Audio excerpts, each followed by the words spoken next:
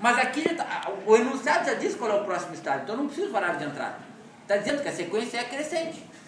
0, 1, 2, 3, 0. E fica 0, 1, 2, 3, 0, 1, 2, 3, quer dizer, essa sequência. Então esse diagrama, assim como esse aqui, não tem entrada e também não tem saída. Bom, então já tenho o diagrama de estado. O que eu tenho que fazer? Criar uma tabela de estados, desenhar uma tabela de estados. Vejam que quando eu tenho o diagrama de estados, eu já tenho isso aqui, ó.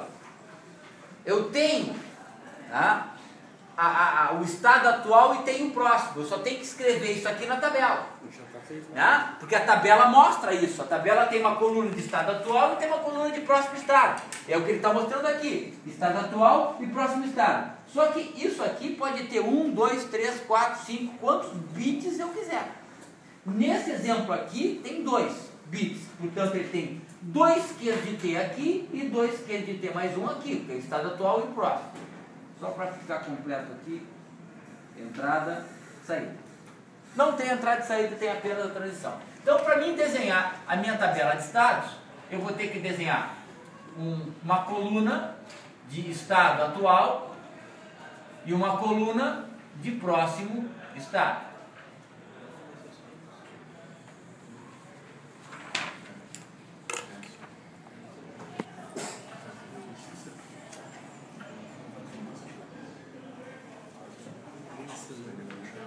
Na coluna de estado atual, que é a minha coluna base, é a partir dela que eu sei quantas linhas eu vou ter que criar nessa tabela. Ela vai conter variáveis de entrada e os bits dos flip-flops. Como não tem variável de entrada, ela só tem os Qs dos flip-flops. Tá? Eu tenho 2 Qs, porque eu vou ter 2 flip-flops, é um diagrama de 2 bits. Portanto, eu vou ter que definir uma certa ordem para mim manter essa ordem em todo o desenvolvimento do exercício. Então, a ordem que eu vou dar é essa aqui, Q1 e Q0. No próximo estado, eu também vou ter Q1 e Q0, porque eu vou ter que ter, né, de acordo com o diagrama de estado, Q1 e Q0 de T, Q1 e Q0 de T mais 1. Então, aqui também é Q1 e Q0. Bom, já que eu sei quantas variáveis tem na coluna de estado atual, eu já sei quantas linhas vão ter. Vou ter 4, que ela vai ser, né, o estado 0, estado 1, estado 2, estado 3. Essa sequência que tem na coluna de estado atual é que nem tabela verdade, sempre é em ordem. Não importa qual é a ordem que o diagrama vai fazer. Inverso, salteado, né, ao contrário, decrescente, crescente. A coluna de estado atual sempre está em ordem. É aqui que a gente vai determinar qual é a sequência do diagrama. Por exemplo, para o estado 0, qual é o próximo estado? Então eu vou botar aqui 1. Para o estado 1, qual é o próximo estado? 2. Para o 2, qual é o próximo estado? 3. E para o 3, qual é o próximo estado? 0.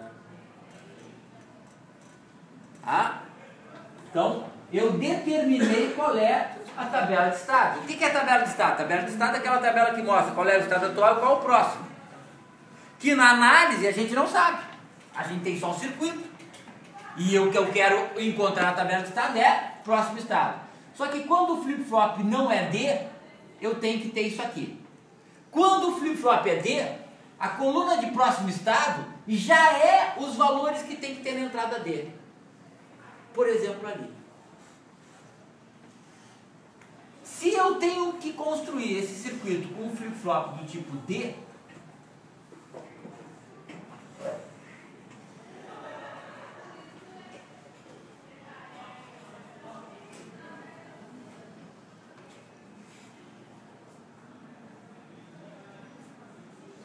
eu tenho que encontrar 2 circuitos, um para cá e um para cá.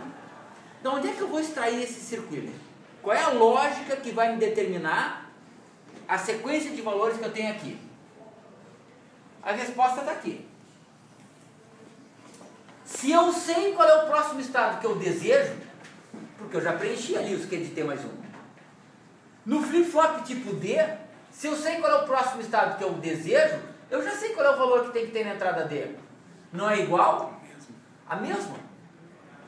Ou seja, Se eu quero que o próximo estado seja 0, o que tem que ter na entrada dele? 0.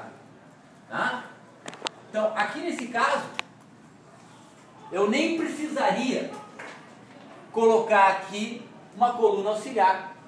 Porque como a gente viu no exercício 32 e nos dois exemplos da aula passada, a coluna de próximo estado e a coluna com o D são iguais, são idênticas, não há necessidade de fazer uma coluna extra.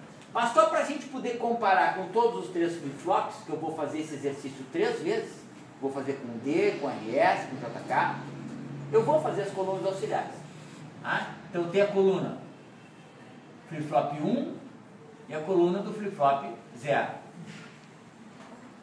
Então isso aqui não faz parte da tabela de estado, é apenas o que mostra como que se comporta o flip-flop. No flip-flop 1 eu tenho a entrada D1, no flip-flop 0 eu tenho a entrada D0. Ora, se no flip-flop 1 o próximo estado tem que ser 0, 1, 1, 0 nessa sequência, qual é a sequência de valor que tem que ter na entrada D1? A mesma. 0, 1, 1, 0. Se no flip-flop 0 o próximo estado tem que ser essa sequência, o que tem que ter na entrada do D0? A mesma coisa. 1, 0, 1, 0. Agora, como é que eu consigo essas duas sequências? Eu tenho uma tabela, poderia até dizer uma tabela verdade, onde eu tenho valores de entrada, estão aqui as minhas entradas, e a sequência que resulta dessas entradas tem que ser essa. Que operação lógica eu tenho que fazer entre esses valores para que dê esse resultado aqui?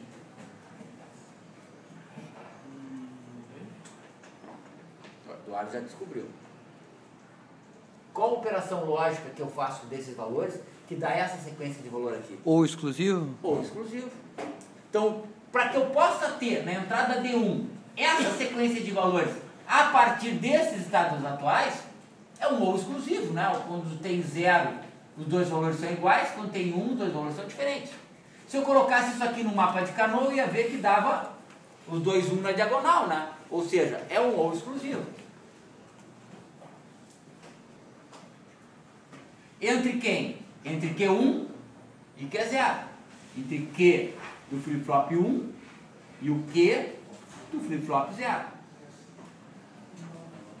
Então eu tenho aqui, né? D1 é igual ao short Q1 com Q0. Peguei essa coluna aqui e encontrei que ela é oriunda dessa expressão. E essa outra aqui? D0.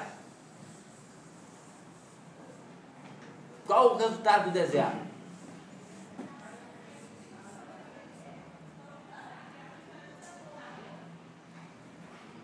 Um 0, 1, 0.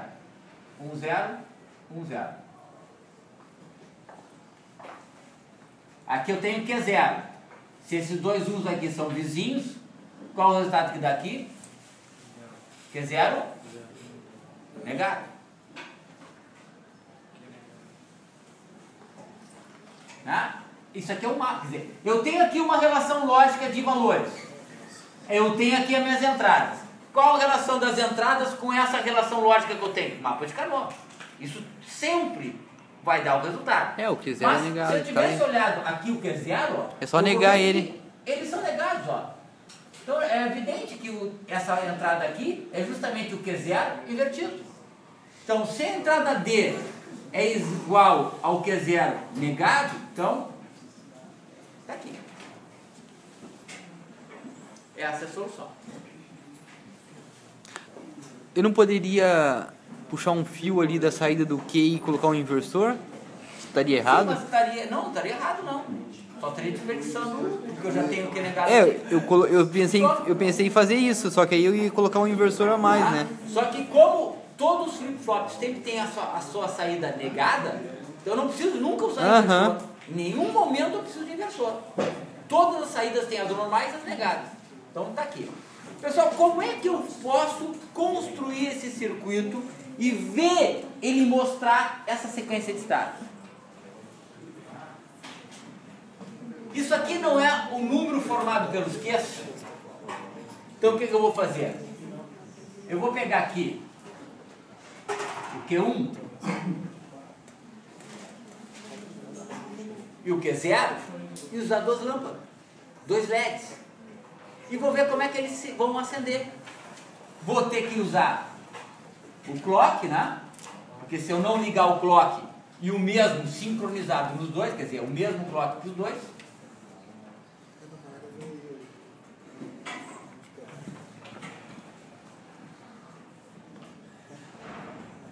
quer dizer, os dois estão recebendo o clock. À medida que vier o pulso, o que vai acontecer? As 2 lâmpadas estão apagadas. No próximo pulso de clock, só essa aqui acende. No próximo pulso de clock, só essa aqui acende, essa fica apagada. No próximo pulso de clock, as 2 ficam acesas. 0, 1, 2 e 3. E no próximo pulso de clock, as 2 apagam.